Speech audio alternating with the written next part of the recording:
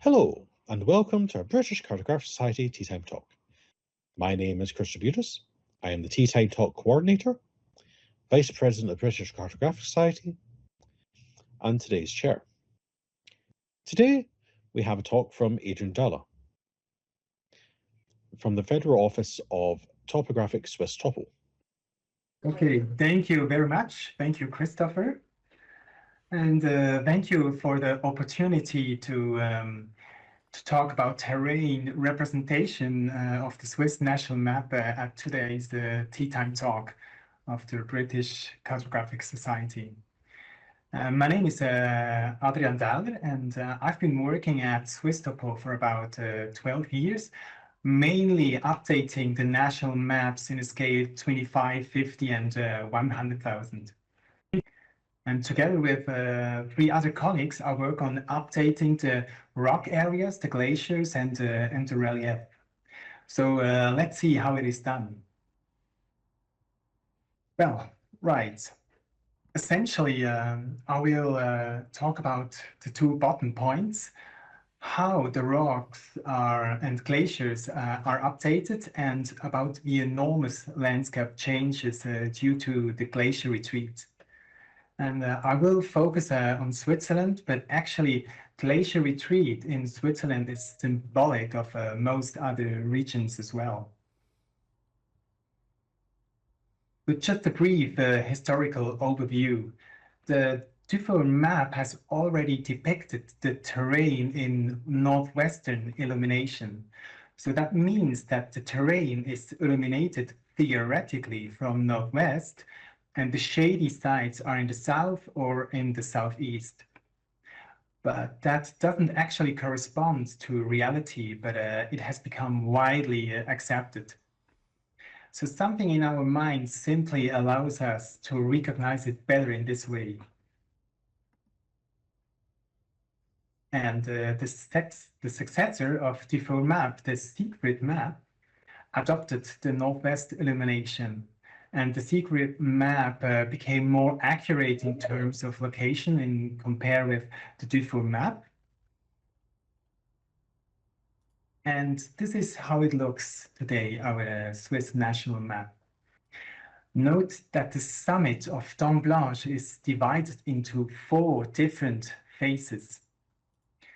If we focus on the rock drawing, if we focus on the rock hachures of each phase, we can see that each one has been drawn in a different shade. So the northwest shade is the brightest due to the northwest illumination, while the southeast phase is the darkest. And the 2 other phases in between, the 2 other phases are also distinguished from each other.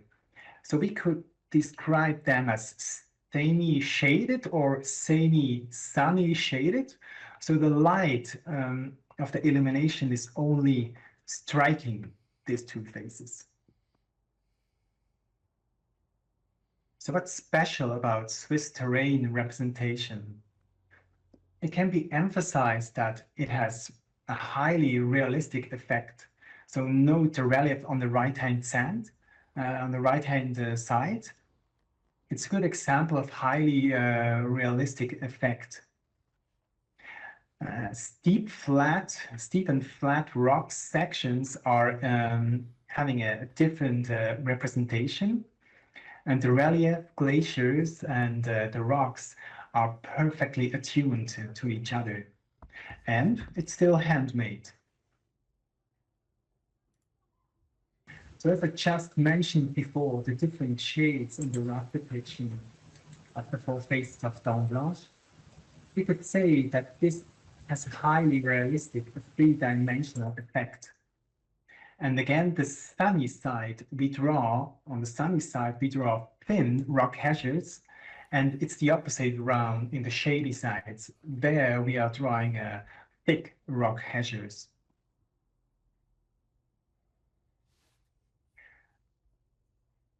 Another aspect of our quality standard is that we distinguish between steep and flat sections, rock sections. So We represent the steep rock sections with horizontal rock hedges, while less steep sections are represented with vertical rock hedges. So the interpretation of what is steep and what is rather flat is based on so-called, we could say, on a visual assessment of the rock drawer. By a visual assessment, we simply mean that we interpret the contour lines. If the contour lines are very close together, we usually use vertical rock hedges, of course. And if the contour lines are further apart, we use horizontal rock hedges. But I wouldn't bet my life on the fact that we've always done it the same way. And note that the steep ice steps in the northeast face of Bieshorn are also represented with vertical blue hedges.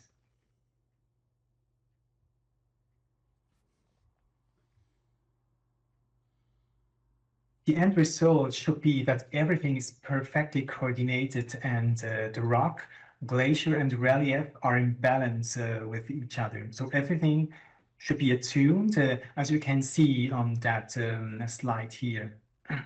Everything should match and should be in a good way to each other. And it's still handmade, means for our update, we use Photoshop and a vacuum tablet with a pen. The pen reacts to the pressure we apply. So more pressure means thicker rock hedges are drawn. So it's very intuitive, but we will see how it works later in the short film. The screen is created automatically, unfortunately, and using a software.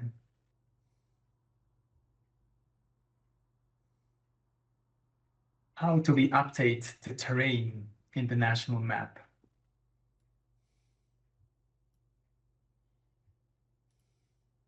So that's just the summary of our production process. We start from the aerial photography by our two aircrafts, and furthermore, there's a three-dimensional evaluation of our topographers. And finally, the cartographer comes into play and updates the map according to graphic criteria, including generalization. And generalization essentially means to simplify the complicated. So it's a nice thing to simplify. In our sometimes very complicated society, it's a nice thing that I can simplify the complicated. Or I can clarify the unclear, which is another aspect of generalization.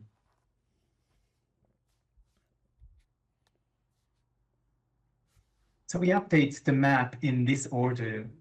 We start from B1. That's just a rough selection. There are far more individual topics. So we are updating the streets, buildings. Both are quite time-consuming, land cover, and then we are updating the rock, glacier, and the relief, including the screen.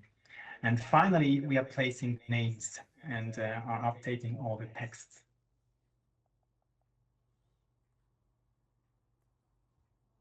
So that's a screenshot from our daily work in Photoshop.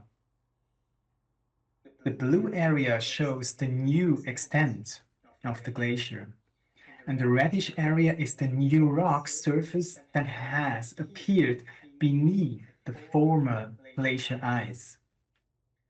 So the reddish area now needs to be updated with the rock hedges. And the rock hedges you see, that's the old map content. And we also have to update the rocks to the new water courses, as you see below. So I switch the slides back and forth that we can easily compare this. So that's before the processing, and that's afterwards. So I do it a couple of times. That's before, and that's after the processing.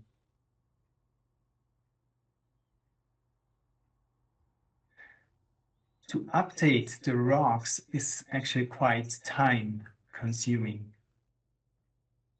far more time consuming than the relief or the glacier crevasses, of course.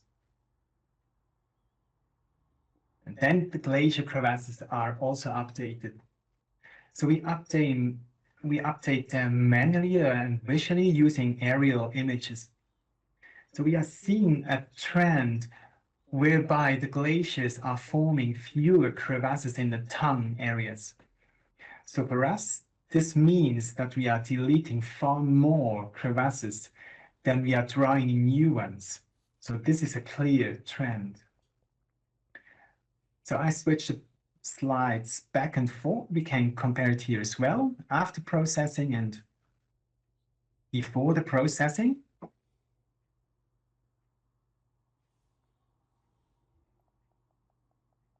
So not all the crevasses had changed, but definitely the ones at the terminal, at the end of the glacier.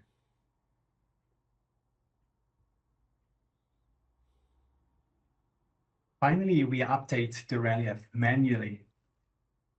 So here we see a section of Oberalech Glacier.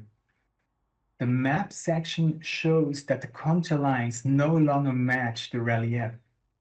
So due to glacier melt, the surface level has changed, resulting in significant changes in the relief. So several meters per year in thickness and much more in length variations. So if a glacier is retreating or reducing its thickness for about 2 or 3 or 4 meters per year, it actually means it happens only in around 3 or 4 months. So there's no ice melting in April or in May, and definitely no ice melting in November or December. So everything is happening in just a couple of months in summertime. So as well, I switch the slides back and forth. So after the processing, the relief matches to the contour lines. So flat glaciers are more time-consuming to update the relief.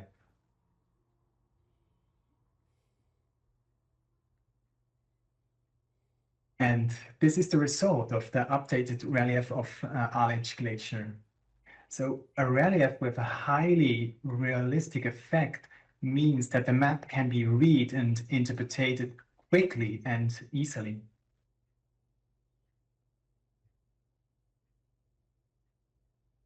So all the scree points in the scree areas are automatically created using Scree Painter software.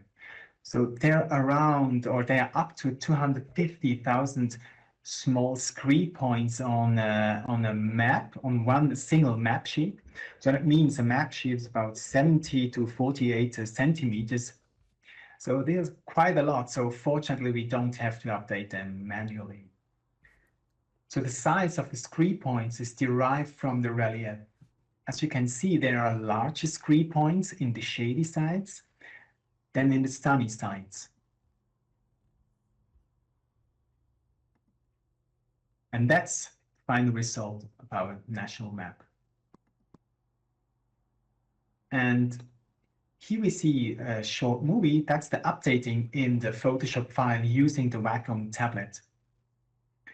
We are updating the rock only by using or interpreting the contour lines and the orthophoto. That's it.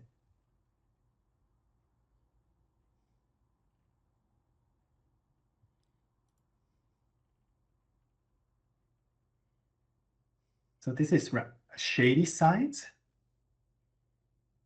and the gully, and that's a rather sunny side. Turning into sunlight, that's a shady side. Or sun, shade. And these are quite steep sections, so the cartographer draws the hashes here with vertical hashes.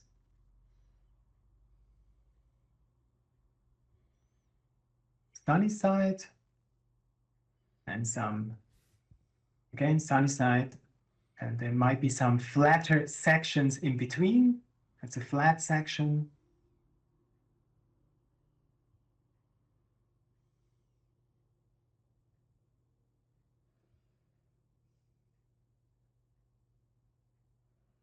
Again, we are emphasizing the gullies.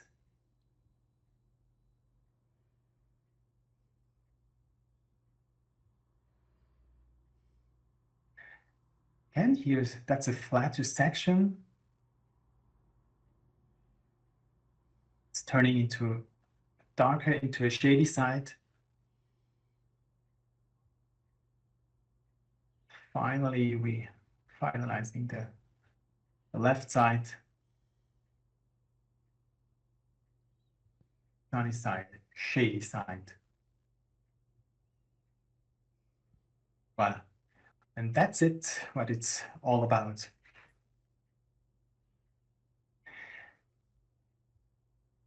Glacier retreat, a history of enormous landscape changes. So everything is in a state of constant change. There were already major changes at the beginning and at the end of the last ice age. This map shows the maximum extent, the so-called last glacial maximum of the glaciers during the last ice age in 24,000 years ago. The sites on Switzerland's largest cities today were then covered by a layer of ice several hundred meters thick, and the glaciers stretched from the Swiss Alps heading north to the southern part of Germany. So here on this map we are talking about the Ice Age, but there's a so-called Little Ice Age, and that's our legacy. So the glacier expansions of the so-called Little Ice Age are partly shown on our swisstopo maps. So the Little Ice Age, which began around 1200 and ended around 1850, 1860. So that's the ice, we could say that's the ice legacy. So this map section, this map excerpt from 1915 shows that just over 100 years ago, the Upper Grindelwald Glacier ended only a short distance behind the gardens and the cow pastures of the village. And here you can see the Upper Grindelwald Glacier ended directly behind the cultivated areas. So it's said that certain glaciers overrun the forest during their advanced phases in the Little Ice Age. And that was the time when the glaciers ended just behind the garden fence. And here we are a few examples of the enormous changes. For example, the Trift Glacier has retreated by around 2 kilometers in the last around 20 years.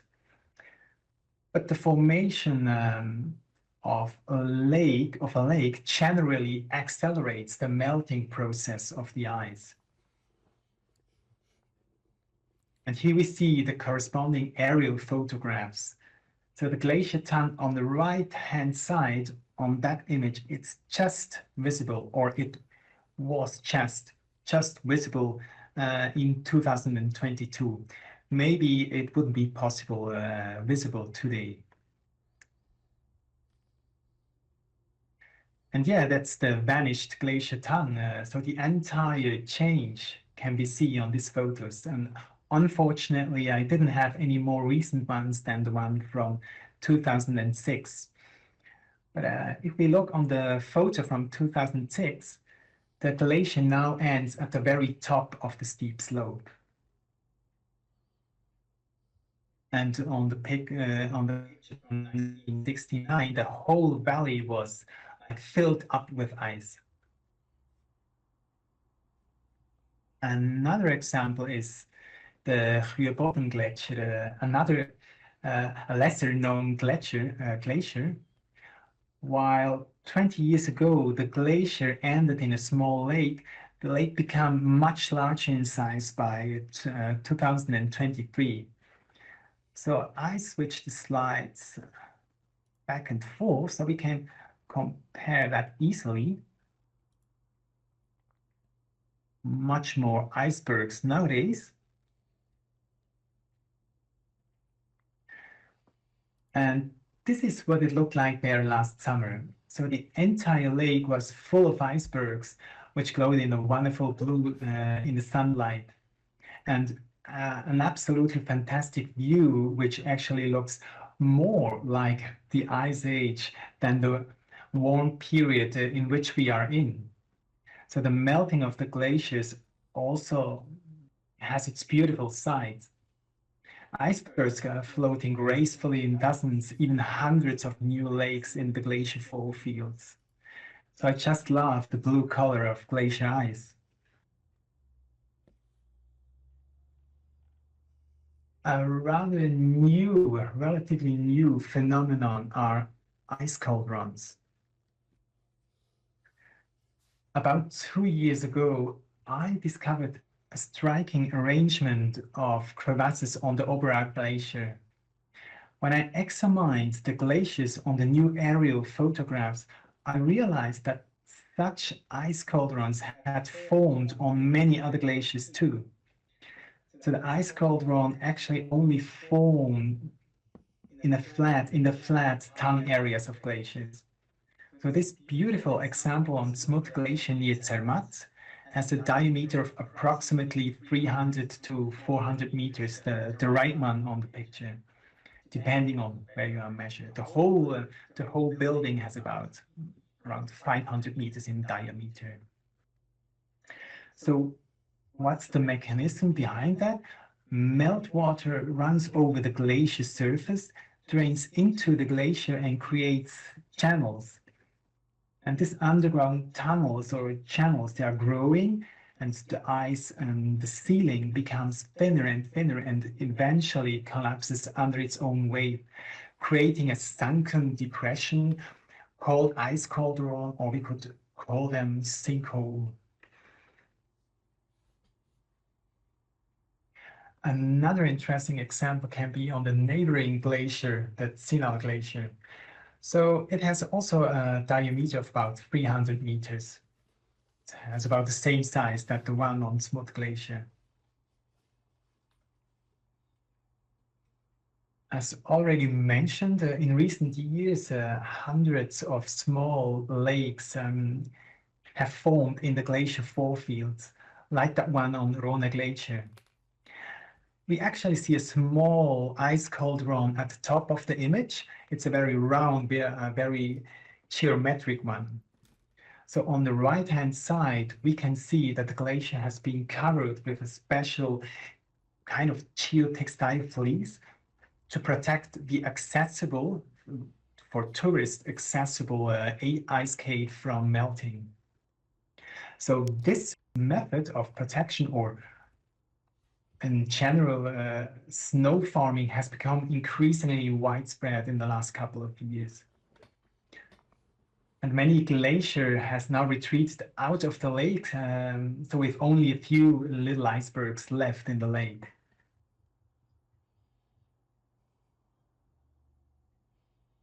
Another example we see here from a glacial lake, which they are actually generally very beautiful. So at this lake, we can see the unstable slopes below the summit on the right-hand side. So I spent about 2 hours in the glacier forefield, and every 2 to 3 minutes, I could hear the rumbling of falling boulders coming down the mountain. But the melting of the glacier ice makes the slope unstable because the ice no longer holds them back.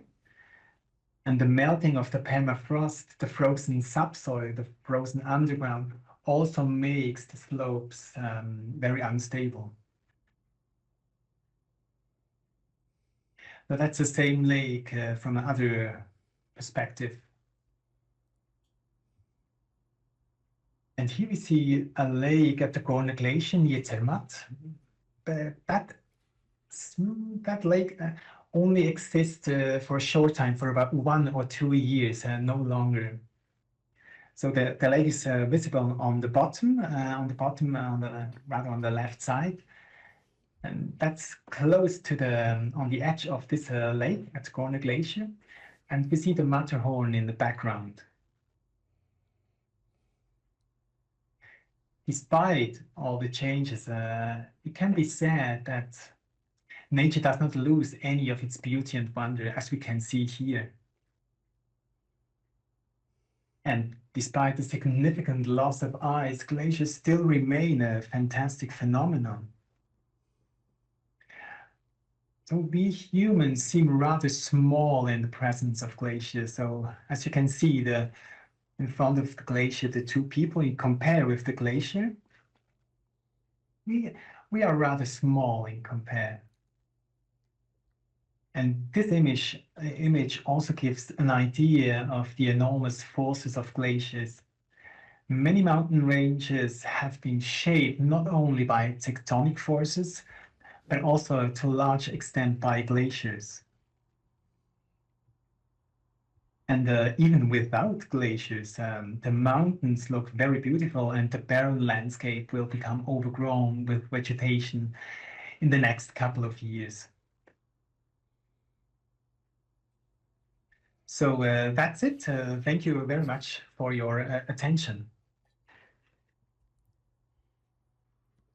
Okay then. So thank you very much, Adrian, for that. That's been a very interesting talk. Very good to hear about the interesting aspects about Swiss mapping. It's a fairly interesting area. The complex aspects of just mapping that particular that's fairly unique environment. But I just want to say thank you very much, and so I will just take us on to the Q&A session.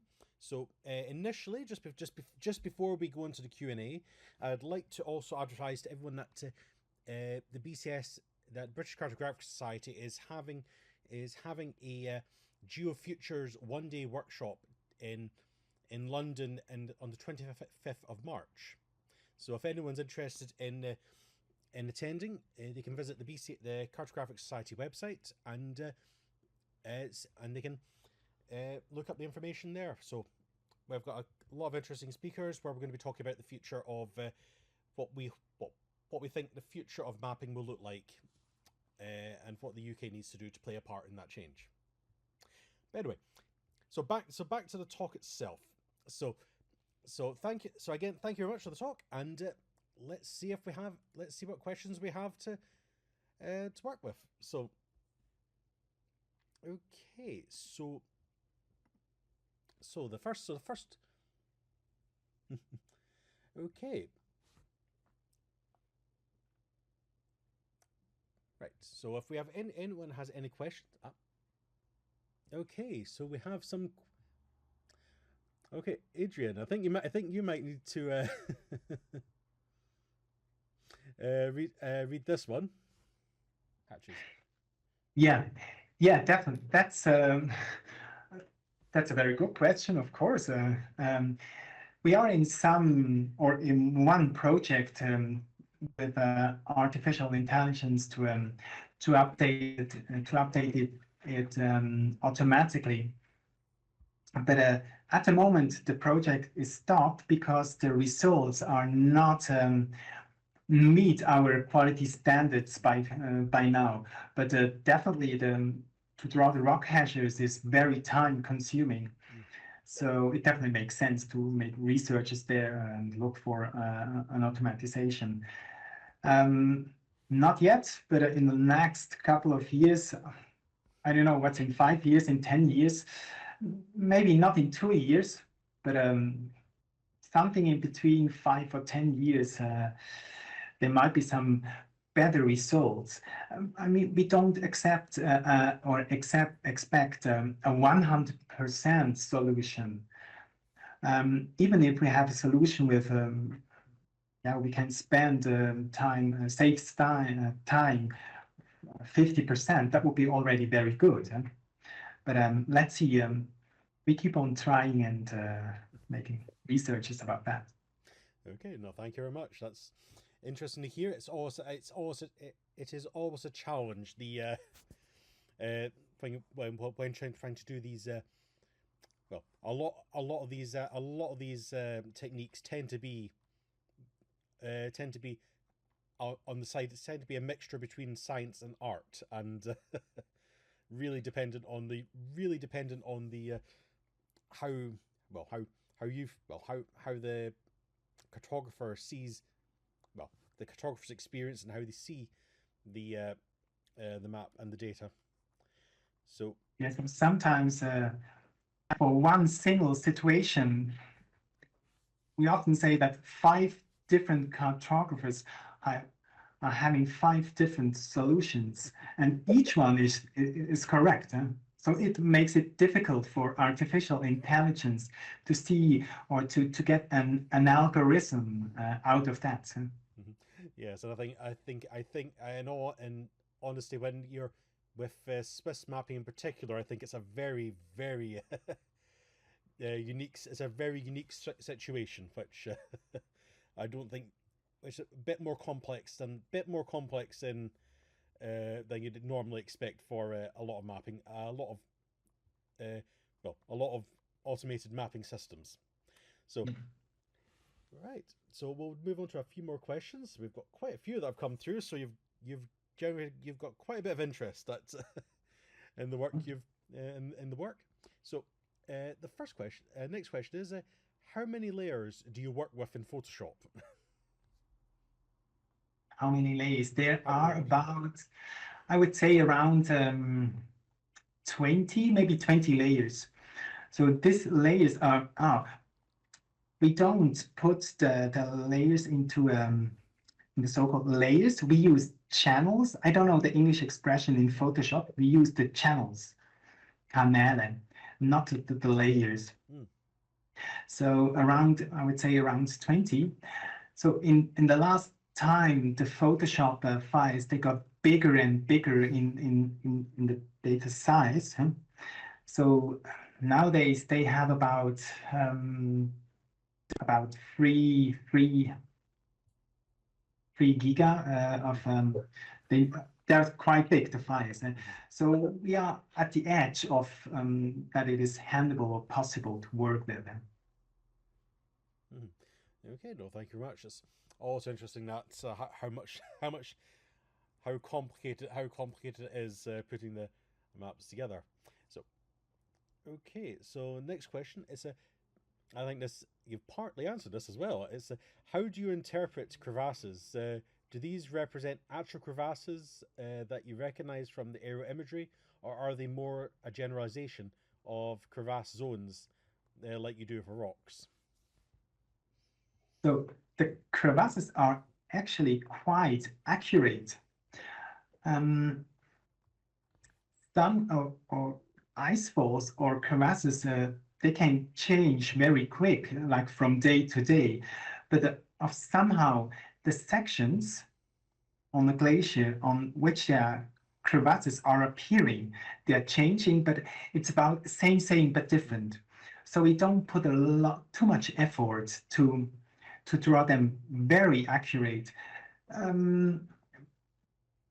So at the glacier tongues, I spend more time because there are more changes. So higher up in the up on the glacier neve, there are less changes. And sometimes on the aerial images, it's anyway snow covered, so we don't see the crevasses. Sometimes we get an idea where a crevasse could be, but sometimes we do generalize crevasses, but quite often they are very accurate. Okay, yeah, no, thank you very much. That it shows how exact the maps are. That's you're going into all these that you cover that fine detail. That's okay. next question is, with the degree of change, has this meant has your update rate for map sheets has increased, and if so, how much? Wie veel meer moesten we schaffen uit als voorheen, waar de glacier waren? Ja. Okay, yeah. Yeah, so the glacier retreat, that's the reason why we have really a lot to do. That's the absolutely main reason. It's hard to put in figures. I actually don't know the time without glacier retreat, so I'm too young. But I would say if the glacier retreat were not that big, we would have maybe 34 or 9, 50, 60% less work, maybe 70%. So that would mean that we have on a map sheet, on a mountain map sheet, that would mean we have about 30, 40 hours less work. So it's really it's significant, yeah. Okay, no, thank you very much. That answers the question quite nicely. It's a substantial amount of work has been caused by the glaciers moving. Okay, so next question we have, it's with the retreat of the glaciers and text placement being part of the process, how is the changing of names handled, especially when glaciers disappear completely? It actually happens. So sometimes in the last map content, the glacier was like named, and we see it's only a very small glacier. So now we are updating the glacier. It has almost disappeared. So the name cannot be placed because the size of the name is bigger than the glacier in the map itself. So we don't name the glacier anymore. In the scale is 25,000 and 50 and 100,000 anyway. But we have the scale on the map mapgeoadmin.ch that we have the scale in 1 to 10,000. So all the names we have, we put them in this in this scale. So the names, if the glacier still exists, are placed in that scale in the 10,000 map.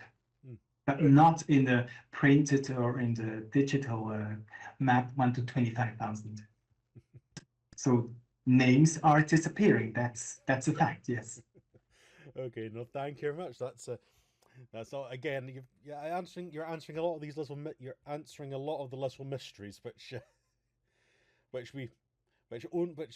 most people well, again, a very unique environment which.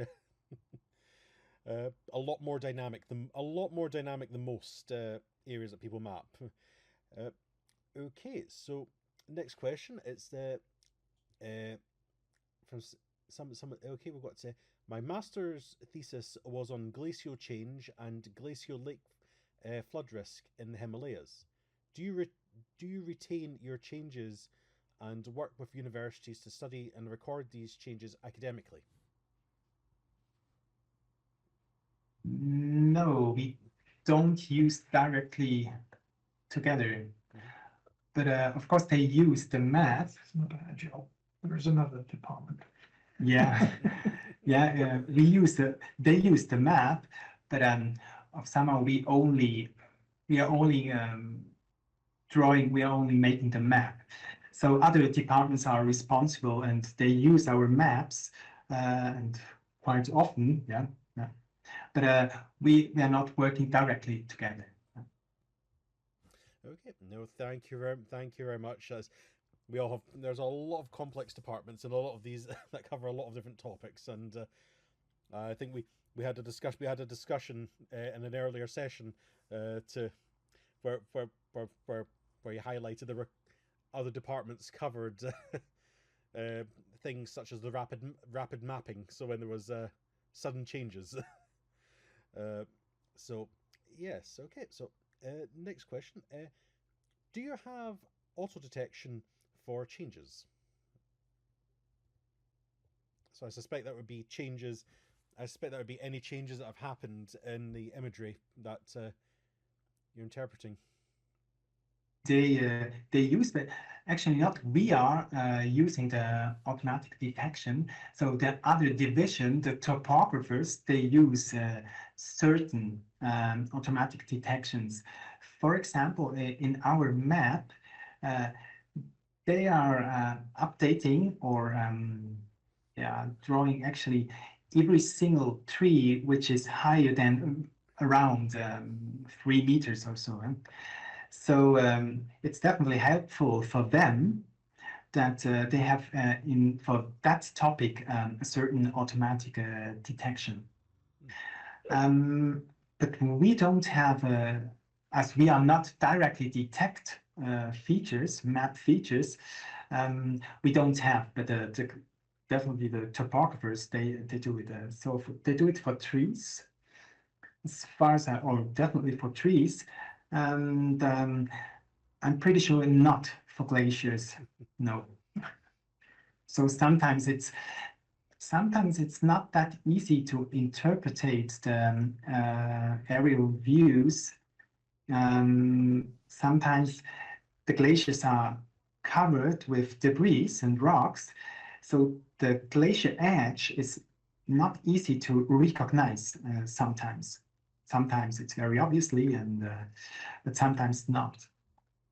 And there's a lot of dead ice, so-called dead ice. So ice which is often covered with debris and is no more connected to the main glacier.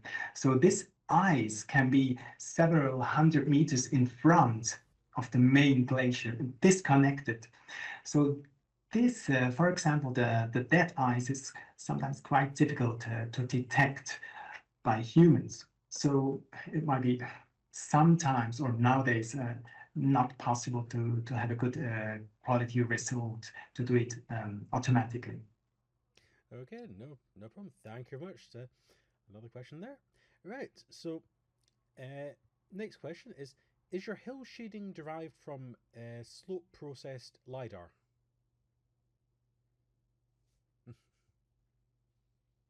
Wo kommt unsere Relief? Was From ja. Yeah.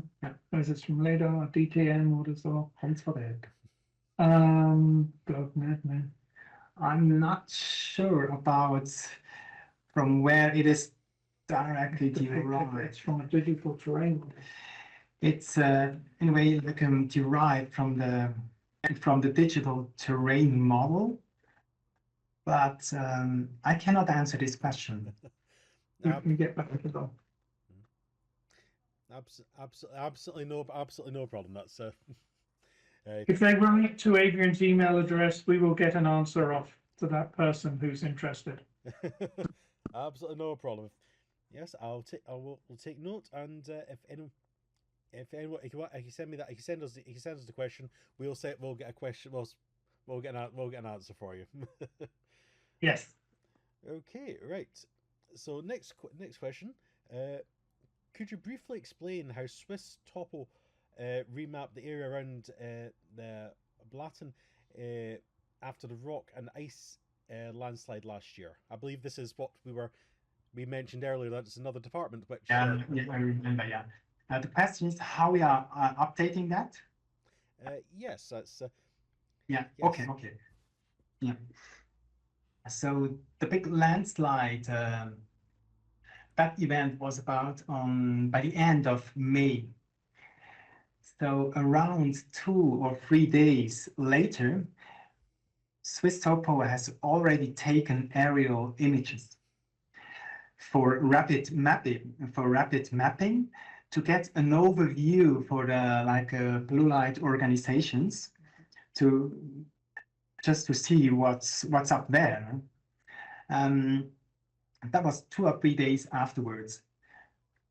At that time, we were actually just updating this area. So that was a big question for us, what to do. Should we update the map and release the map with the old data without the landslide, or should we wait for another couple of months? So we waited until by the end of August or at the beginning of September, there was the second flight.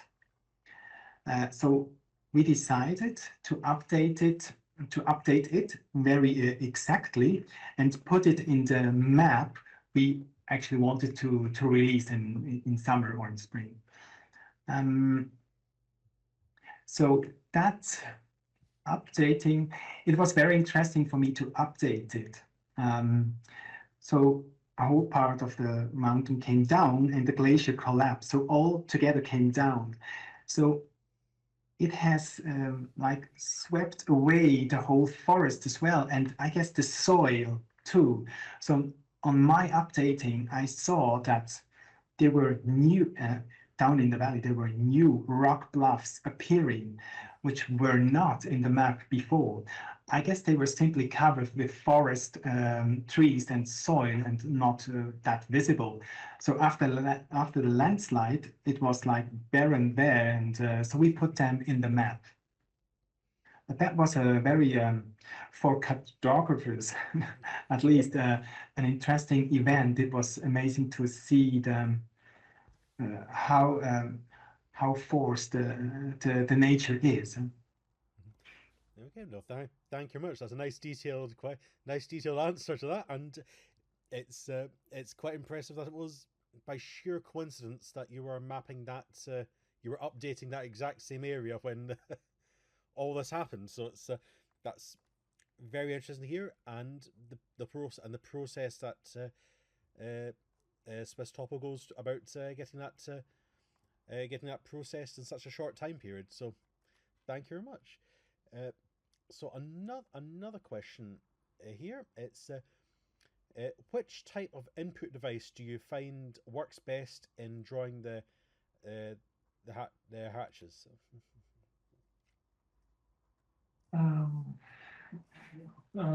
So yeah, just one minute. We try to figure out. Ja, die input is zoals man braucht, das zum Schreiben, zum Machen, aber du hast den Pen da. Ja. Ja, Und Frage. ja, du benutzt nur mehr den Pen. Ja. Ja. Ja, das ist, du musst es noch einfach nochmal betonen, dass du hast nur mehr die Eis geregelt, das du brauchst. Okay. So for the updating with the vacuum tablet, there's only in Photoshop, and together with the vacuum tablet, there's only the tablet and the pen, nothing else. So with the pen, we are updating all the topics like the glacier crevasses, the rock hazards, the relief as well. So there's nothing else than the tablet. And in Photoshop, we only use a handful of tools, not more. Does that answer the question, Christoph? I think that answers the question quite nicely. And it's it also says a lot more. It also gives us a greater appreciation of the talent as well. The fact that it's all it's all hand drawn, and that there's that you can get it's everything you see is pretty much everything you'll see will be hand drawn in that map. So it's it takes up as another level of skill to to appreciate when you look at them. Yeah. Okay, so another question: who decides on the names of the landscape features that are newly exposed by the retreating ice? Wenn etwas Neues vorkommt, weil die Eis ist weg, es kriegt den Namen. Von wo kriegen wir den Namen? Okay. Well, quite often, or the normal case is that when the glacier is retreating, that there is not suddenly a new place name in this region. So the glacier disappears, and normally it's not just coming a new name, but this place names always the municipal is deciding which area has which names. So there are several hundred municipals in Switzerland. So they have like commissions together with the cantons, the provinces, the cantons, and they decide how they are write the names because of the dialects, different dialects. You know that from Great Britain. So they decide how to write them. And we are actually, most of the names, we are only take them, we only take the information and placing the names. But what's interesting there, Christopher, is that these names are written in dialect. Mm. So only these special area names, which aren't an official name, they are really written in the local dialect. So they're what the local farmer might call that area. So it can be quite controversial if the area goes across, say, a French-speaking and German-speaking part. We get two different names, and we have to decide which one. Okay, no, thank you very much. That's very interesting, and another aspect of complexity that we have to remember about about Swiss maps with the with the multiple languages, which that's a nice thing to actually think about as well. So thank you very much for the answer there. So another question, quite a few. We keep getting questions, I find. So a lot of interested people in this. So why are they so interested in tree heights? Is this for forestry assessment? Warum machen wir Einzelbäume und so? Warum ist es so wichtig, wie hoch ein Baum ist oder so? Well, so all the different topics are used by many different like divisions, departments, or federal offices or private offices. So if we are updating all the trees, or if we have all the trees and this land cover topics in the map, they use them for researches. We can use them for different compares, and for example, it's to compare the glacier. It's just for climate researches. It is important that we have that we can compare it on a visual kind of way. So we can compare maps. So it sometimes says more than words. So environmental departments, they use the information about trees, about the land covers, scree, forests, and so on. Okay. No, thank you very much. Okay. Moving quickly on to the last few questions, just so we've not to hold you too long. Right. When the Ordnance Survey used hatches, who drew them? Those who drew them often hid their names or initials in their work. Has anything similar happened among in Swiss Topo? Ja, es ist unser Easter eggs. Okay. Ja, the spider and so. Well, The names. that's forbidden. Oh, we know that. We should not do that. But yeah, some Easter eggs that you may know, like the marmot near the Aletsch Glacier. It used to have and still have actually quite good. It's a good value for publicity. But yes, I've never done it. and I guess I won't do that. But yeah, it's not something we are doing yet. So nobody's name is on the map or on the map title. Yeah.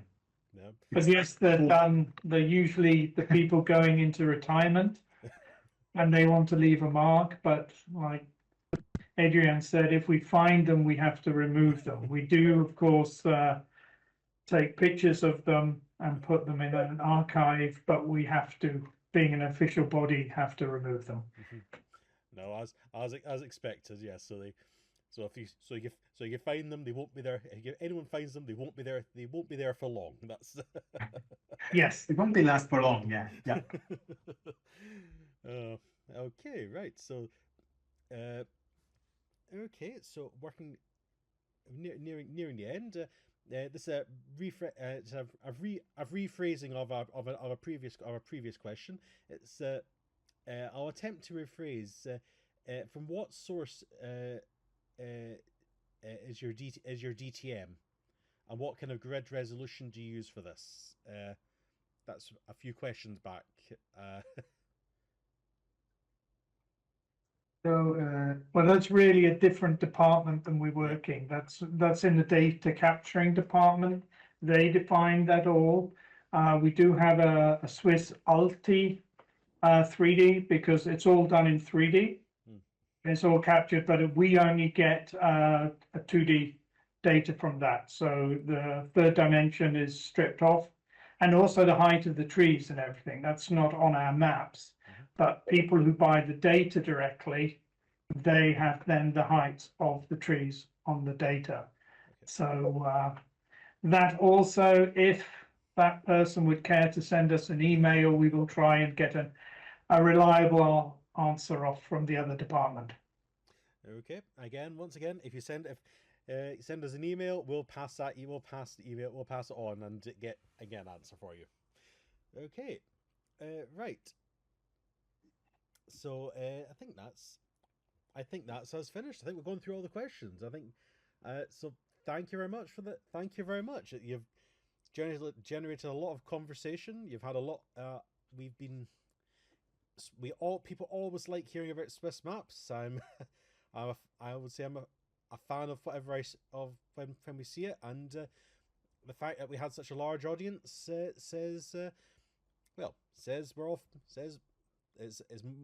lot of fans of of Swiss mapping. So I have to say thank you very much, Adrian. Thank you very much, Mark, for assisting. That's in some of these challenging questions.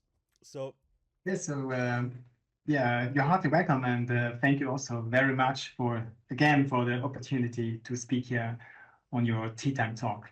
Thank you very much. No, thank you very much again, and we can't do it without speakers like yourself. And when you bring topics like this, bring topics like this, you always get a good audience. And just looking at the chat, I can see there's a lot of appreciation for the for the talk. So thank you very much. Thank you very much for the talk. Thank you very much for giving up your time to speak. And thank you very much to everyone who's joined us. We greatly appreciate everyone joining us, and glad that you all seem to have got as much out of the talk as I feel I've got. So that's good. Okay. So thank you very much, everyone. So thank you. Yeah. Thank you very much. Thank you. Thank you. Bye to everyone. Bye. See you. Goodbye. Thank you.